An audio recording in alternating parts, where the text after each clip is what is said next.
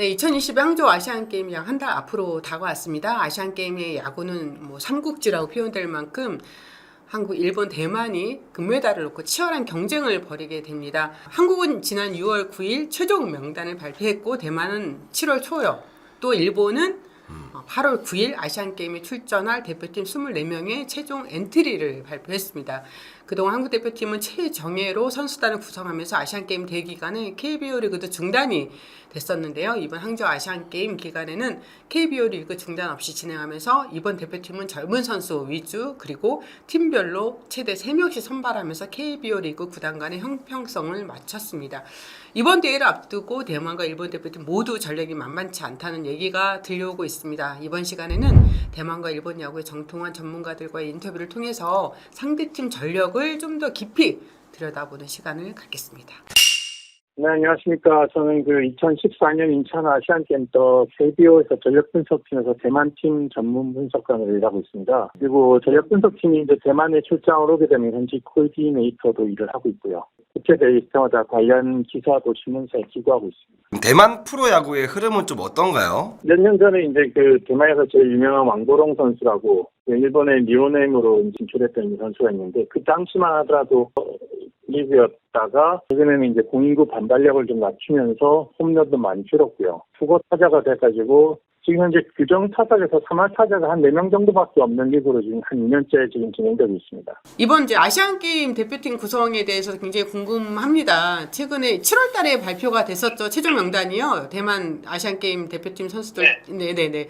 네, 어떤 특징이 있는지 좀 설명 좀 해주세요. 일단은 이제 이번 대표팀이 세교체도 이제 줄을 이뤘고요. 2019년 기장에서 열렸던 언더 18 세계 베이스볼 월드컵 우승팀의 이제 주역들이 대부분 많이 합류를 했죠, 이번 대표팀에. 그 다음에 이제 프로에서 병역 혜택을 받은 선수들이 5년 동안 국가대표에 의무적으로 참가를 해야 되는데, 그 선수들 위주로 또 뽑으면서 또 전력도 좋아졌고, 마이너리그에 있는 선수들까지 같이 이제 시너지 효과를 같이 내게 되면서 제가 생각할 때는 상당히 강팀이라고 생각합니다. 지난 WBC 대회에 참가했던 선수 가운데 이번 아시안게임에 선발된 선수들이 있는데 좀 설명을 좀 해주시죠. 지금 마이너리그에 또 선발이 된 정종조라는 테이블 세터 선수가 있고요. 피츠버그 마이너리그에 있고요. 그 다음에 린즈웨이라고 예전에 보스턴에서 메이저리거까지 했었던 선수인데 3월 달에는 독립리그에서 뛰었는데 이번에 7월 달에 프로야구 드래프트에 참가해가지고 대만 프로야구에 진출했습니다. 또 작년에 프로 3관왕, 타격 3관왕 출신으로 린리라는 선수가 있는데 그렇게 지금 3명이 이제 WBC에서도 굉장히 잘했기 때문에 이번 아시안게임에서도 굉장히 위협적인 선수들일 거라고 생각을 하고 있습니다. 장타력과 그러면 발빠른 역할이 지금 타선에 쓰는 다 포진되어 있는 거네요, 그러면? 네, 그렇죠. 일단 테이블 세터로 나올 만한 정종조라는 선수는 지금 배지환 선수하고 스카우팅 리포트에서 스피드가 같이 평가가 됐었던 선수예요. 굉장히 빠르고요. 중장거리형으로 2루타나 3루타를 굉장히 많이 날릴 수 있는 선수고 또 나가기만 하면 굉장히 하여튼 투수한테는 골치 아픈 선수인데 그 다음에 린지하고 린니는 역시 이제 중장거리형으로 장타도 날릴 수 있는 선수 리난커라고 대만 프로야구 출신인데 아르헨티나 혼혈 선수가 하나 있습니다. 대만 리그에서 홈런 2위인데 선수가 아마 4번 타자를 맞지 않을까 지금 생각을 하고 있네요. 지금 메이저리그 산하 마이너리그에서 뛰고 있는 두 야수 정종조 선수랑 리하오이 선수 앞에서도 언급이 됐는데 좀 더 자세한 설명 좀 해주십시오.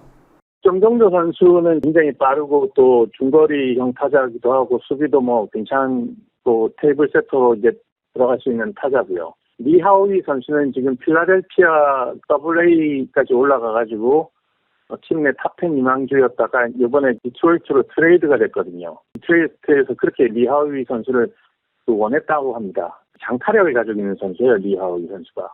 그래서 1루를 제외한 내야 전 포지션이 가능한 유틸리티에다가 공격에서는 또 중심 타선 혹은 이제 하위 타선에서도 장타력을 날릴 수 있는 타자이기 때문에 젊은 선수들이 추측이 돼가지고 타선을 이끌어나가는 타자가 되기 위해서 이제 선발을 했죠.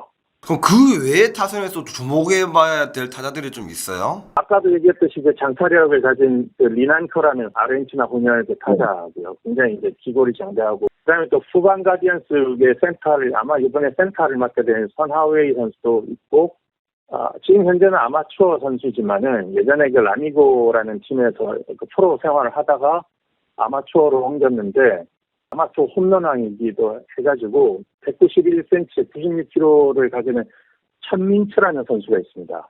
그래서 요 세 명의 선수가 다 일발 장타력을 가지고 있는 선수들이기 때문에 굉장히 좀 위험하다고 해요.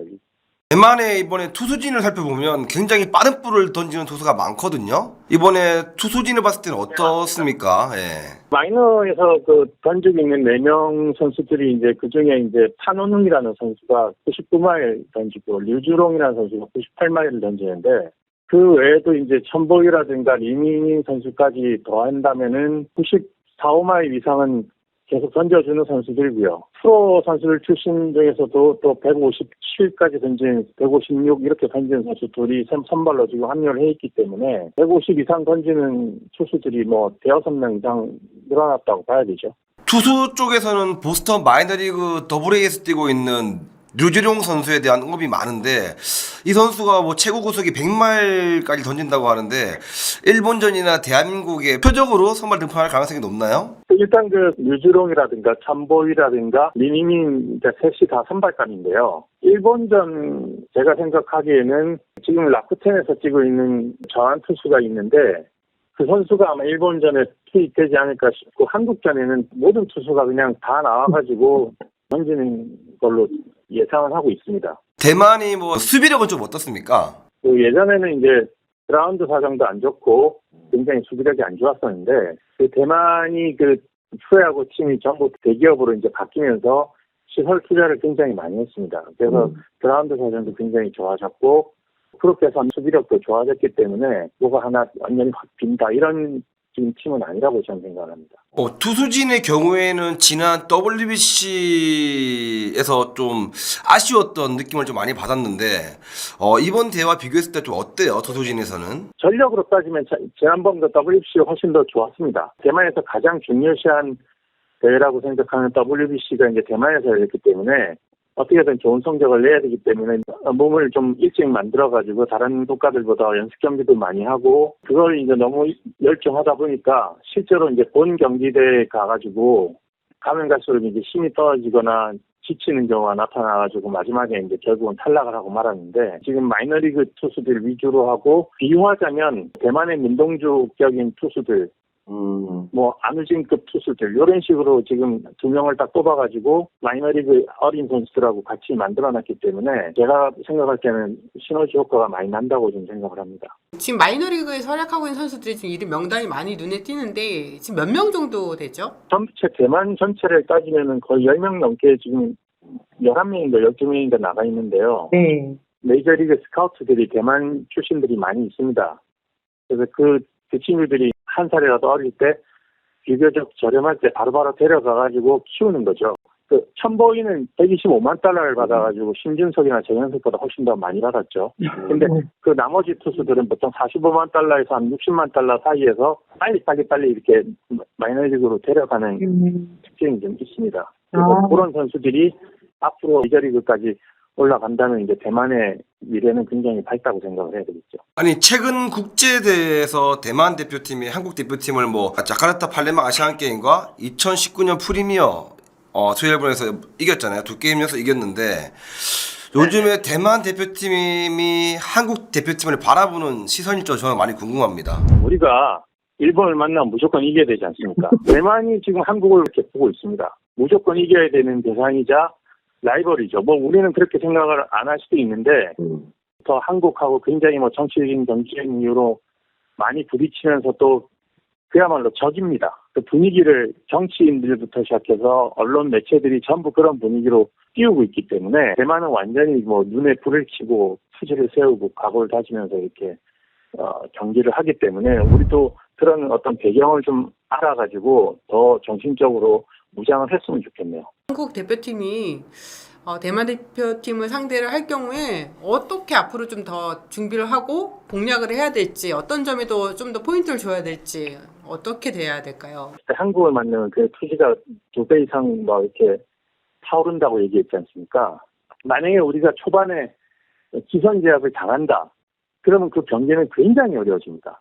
실제로 그 인천 아시안 게임 때 겨우겨우 역전을 시켰는데 그런 것처럼 초반에 대만한테 길을 살려주면 절대 안 됩니다. 가장 집중적으로 대만을 막아내면서 우리가 먼저 반드시 선취점을 뽑아야 되죠. 이번에 유중일 감독을 비롯해서 대표팀 코칭 스태프가 대만을 방문하는 걸로 알고 있는데 대만에서 어떤 부분을 좀 많이 보는 건가요? 대만에 있는 국내 그 프로야구에서 선출된 선수들 경기를 위주로 저희가 보려고 하고 있습니다. 그럼 지금 대표팀은 언제 소집이 돼서 합숙에 들어가는 거예요? 상비군은 이미 소집이 됐고요. 근데 아마추어 선수들은 다음에 있는 대회까지 멀리 내다봐야 되기 때문에 지금 벌써 합숙을 해서 연습 경기를 치르고 있고요. 그다음에 마이너리그 선수들은 마이너리그가 끝나면 합류를 하고 프로야구 선수들은 9월 11일 날로 일단 잠정적으로 알고 있습니다. 혹시 최근 중국 야구 대표팀의 상황에 대해서 많이 알고 계신가요? 지난 WBC 때 대표 선수 중에서 한 14명이 그대로 지금 아시안 게임으로 선발이 됐고요. 이제 그때 당시 그 외국인 출신들이나 이런 선수들은 빠지고, 그 다음에 이제 중국 리그에서 좀 두각을 나타내는 그 선수들을 대거 또 영입을 했고요. 팀의 구심점을 만들기 위해서 예전부터 오래되었던 수창롱이라든가 강찬 선수들이 합류를 해가지고 전체적으로 더 좀 젊어지고 더 좀 빨라졌습니다. 이게 자국에서 열리는 아시안 게임이기 때문에 그런 면도 이제 더 투지를 세울 수 있을 만한 동기부여가 된다고 봐야 되겠죠. 예전에 강자와 아시안 게임 금메달 딸 때 중국하고 대만하고 붙었을 때 이 라이벌 경쟁이 너무 심하더라고요, 이게. 맞습니다. 네. 대만이 지금 중국한테는 야구로서는 솔직히 질 수 있는 실력은 아닌데요. 근데 대만이 중국한테 2번을 졌습니다. 베이징 올림픽에서 지고 나서는 대만이 거의 완전히 뒤집어졌습니다. 그다음에 WBC에서 한번 졌을 때는 그래도 그때는 이제 마이너리그 출신들이 있기 때문에 좀 충격은 덜했는데, 다음에 만약에 한 번 더 지게 되면 대만이 또 완전히 발칵 뒤집힌다고 봐야 됩니다. 이 시간 여러 가지 것들을 준비해 주셔서 말씀해 주셨는데 더 큰 도움이 됐습니다. 너무 감사합니다. 안녕하세요. 저는 네이버에서 아마추어 야구를 다루는 야반도전하는 쪽을 공동 운영하고 있는 손윤이라고 합니다. 예전에 일본에서 유학을 했었고 네이버에 과거에 이제 야큐 리포트를 했잖아요. 거기 번역이라든지 이런 쪽 작업을 좀 많이 했습니다. 일본이 1994년 히로시마 아시안 게임 이후로 저기 금메달을 못 따고 있잖아요. 이번에 항저우 아시안 게임에 또 어떻게 준비를 하고 있어요? 일본에서 4인 야구가 국제 대회를 할 수 있는 게 기본적으로 U23 대회라든지 아니면 아시안 게임밖에 없거든요. 일본에서는 이제 아시안 게임에 4인 야구 선수만 나갈 수 있게 됐거든요. 그래서 4인 야구라는 존재하는 의의에서 아시안 게임이 상당히 중요하기 때문에 항상 목표는 금메달이지만 프로 선수가 주축이 되는 한국이라든지 대만하고는 좀 전력 차이는 좀 있다고 봐야 되겠죠. 그 일본의 그 4인 야구에 대한 궁금증이 큽니다. 어떤 시스템으로 운영이 되고 있는지, 그리고 진짜 실력은 어느 정도인지도 좀 설명해 주세요. 그럼 우리나라도 과거에 실업 야구가 있었잖아요. 기업들이 적극적으로 그런 쪽으로 많이 했는데 이제 일본도 이제 경제 위기라든지 여러 가지 부분들이 생기면서 최근에 이제 기업팀들이 많이 줄어들고 있거든요. 그러면서 동호회 성격 비슷한 클럽팀이 많이 늘어나고 있는데 일본의 4인 팀 수가 한 340개, 350개 정도가 되거든요. 그 중에서 클럽팀이 거의 250개가 되거든요. 그리고 그만큼 이제 기업 쪽에서는 과거만큼 이제 돈을 투자하기도 어렵고 또 노사 문제가 있지 않습니까? 자기들이 받아야 되는 복지를 어떤 야구단 운영에서 돈이 너무 많이 들어가고 이제 문제가 좀 생기면서 많은 기업들이 최근에는 4인 야구를 이제 그만두는 팀들이 많이 늘어나고 있죠. 네, 지금 4인 야구 팀들 중에서 가장 최고의 팀은 어느 팀일까요? 야마다라든지 도요타 자동차라든지 뭐 이런 대기업들이 운영하고 있는 팀들이 최고의 팀이라고 봐야 되겠지, 기본적으로. 이번에 저기 일본 팀이 감독과 코칭 스태프 구성이 어떻게 만들어졌나요? 일본 같은 경우는 이전부터 전임 감독제를 하고 있거든요. 그래서 지금 현재 감독이 이시 아키오라는 분인데 이분이 이제 2017년부터 이제 대표팀 감독을 하고 있습니다. 이분이 좀 차이점이 뭐냐면 일본 야구에 대한 좀 강조점이 컸거든요. 뭐 지키는 야구라든지 좀 실수를 줄이는 야구라든지 작년에 이제 U23 같은 경우에도 특징적이었던 게 이분이 사인을 안 내더라고요. 선수 스스로 이제 경기를 풀어가는 방식, 이제 경기 전 연습이라든지 이런 쪽에서도 단체 연습을 많이 줄이고 뭐 선수마다 루틴이 좀 다르잖아요. 거기 루틴에 맞춰서 좀 몸 관리를 하는 방식도 도입한다라든지 결국 국제대회에서 한국과 대만을 이겨야 되잖아요. 한국과 대만 같은 경우에는 좀 이제 미국식 야구라든지 힘의 야구를 많이 도입하기 때문에 거기에 발맞춰서 이제 일본 4인 야구도 그렇고 이시희 감독도 그렇고 좀 데이터라든지 이런 쪽을 많이 도입하면서 좀 미국식 야구를 많이 도입하려고 하고 있습니다. 그 이번 대표팀 최종 명단을 보면은 2018년 자카르타 팔렘방대에서 활약했던 선수들이 눈에 띄는데 어떤 선수들이 있는 건가요? 투수 같은 경우에도 이제 사타케 선수라든지 이 선수는 뭐 계속 나오고 있는데 이번 대표팀 구성을 보면서 좀 경험을 좀 많이 중요시했지 않느냐. 일본에서 이 대표팀을 구성할 때 한 100명 정도의 예비 엔트리가 있거든요. 이 선수도 투수들 같은 경우에는 뭐 평균 구속이라든지 최고 구속이라든지 회전수라든지 뭐 수직 무브먼트, 수평 무브먼트라든지 이런 데이터를 공개하면서 서로 경쟁해서 거기서 좋은 선수를 뽑고 뭐 타자 같은 경우에는 배트 스피드라든지 뭐 비거리라든지 타구 스피드라든지 이런 쪽을 중심으로 뽑는다고 했는데 실제 뽑은 명단을 봤을 때는 그런 데이터보다도 좀 경험을 많이 중요시했는 부분들이 좀 크다라는 생각이 들더라고요. 전체적으로 뭐 사타키 선수도 있지만 30대 전후의 선수가 좀 많은 쪽이거든요. 특히 투수 쪽에는. 일본 야구가 스피드가 많이 올라왔잖아요. 이번에 뽑힌 선수들 중에서도 좀 스피드가 좀 많이 경쟁력이 있는 선수들이 있어요. 원래 기준으로 일본 4인 야구에서 150km를 넘긴 선수, 뭐 이건 최고 구속이기 때문에 큰 의미는 없지만 100명 가까이 되거든요. 이번 대표팀에서 구속이 진짜 높은 선수는 좀 드물다고 보시면 될 것 같아요.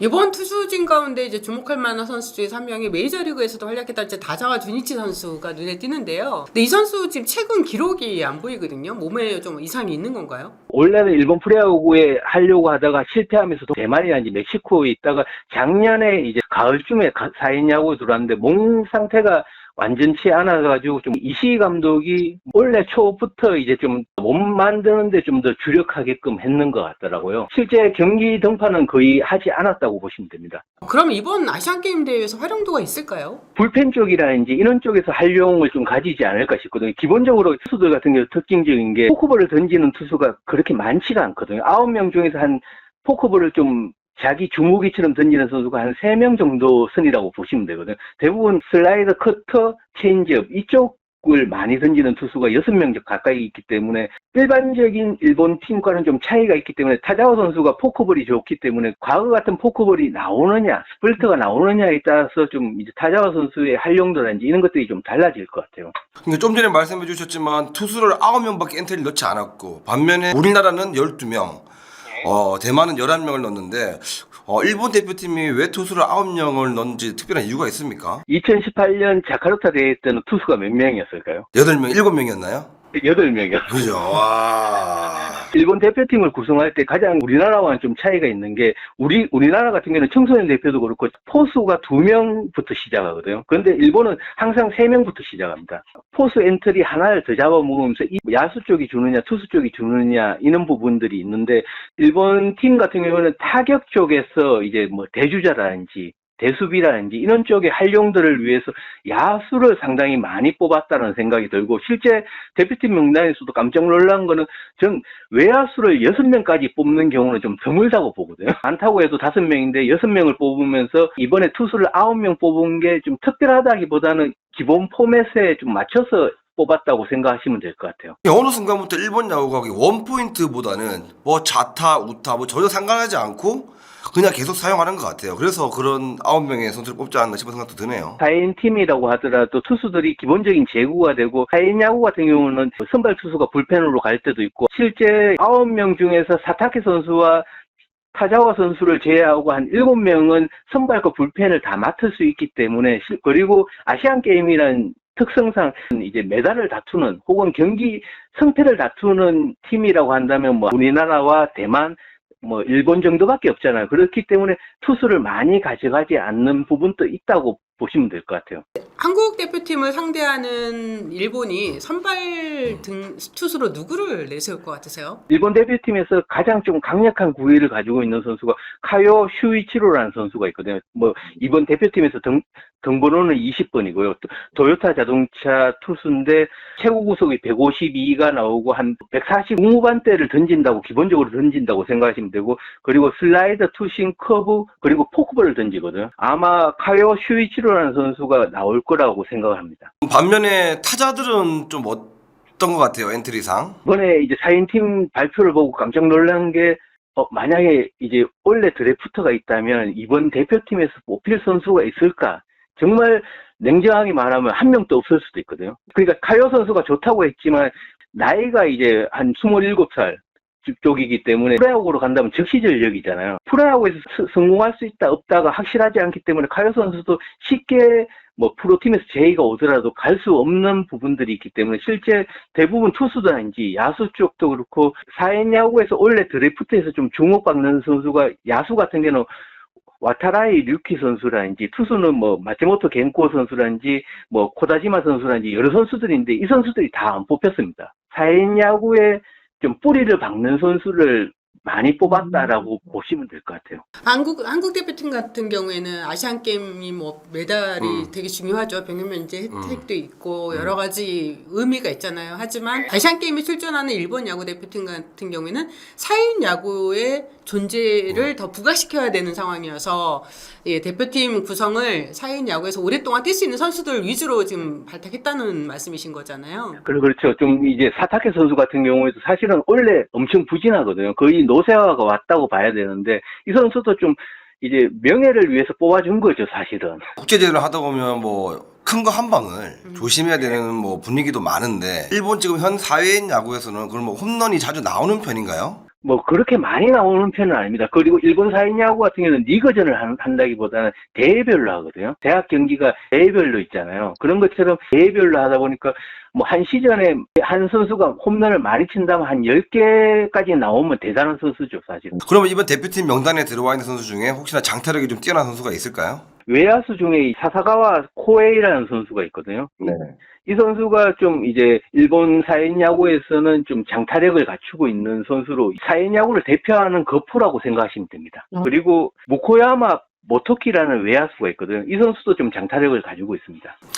사회인 리그를 보시면서 일본 타자들의 특성상 변화구를 좀 대체를 잘하는 편인지 빠른 볼에 대체를 잘하는 편인지 좀 궁금합니다. 일본 야구답다면 히팅 포인트를 뒤에 두고 어떻게 하든지 공을 맞힌다는 느낌이 강하잖아요. 뭐 분명히 최근 또 그런 선수들이 많은데 앞서서도 이야기했지만 최근에 이제 일본 4인 야구에서도 어떤 데이터 이런 쪽을 많이 받아들이면서 발사각이라든지 뭐 혹은 비거리라든지 그 뭐 히팅 포인트를 앞에 둔다라든지 좀 야구가 좀 변화하고 있는 건 또 현실인데 이번 대표팀을 전반적으로 본다면 좀 타자들 수준은 좀 공을 맞히는 쪽에 좀 주력하는 선수들이 좀 많습니다. 지금 한국 대표팀의 명단도 알고 계실 텐데 그 명단을 보고 지금 일본 대표팀의 또 최종 명단을 봤을 때 앞으로 어떤 보완을 해야 된다고 생각하시나요? 기본적인 전력상 우리나라 팀이 가장 앞선 건 사실이잖아요. 한국이 정말 금메달, 목표한 금메달 따기 위해서는 자기와의 싸움이지 않을까 싶거든요. 뭐, 혹은 금메달 따야 돼, 혹은 이겨야 돼라는 부담감을 얼만큼 컨트롤할 수 있느냐가 가장 중요하지 않을까 싶습니다. 저는 사실 일본 대표팀 막 이 4인 야구 선수들이 워낙 뛰어나다 그래가지고 좀 걱정도 많이 있었는데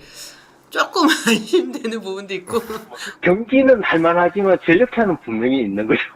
아, 네. 알겠습니다. 말씀 감사합니다. 정근우의 야구 이슈다 구독 좋아요 알림 설정 부탁드리겠습니다. 감사합니다. 감사합니다. 정훈이의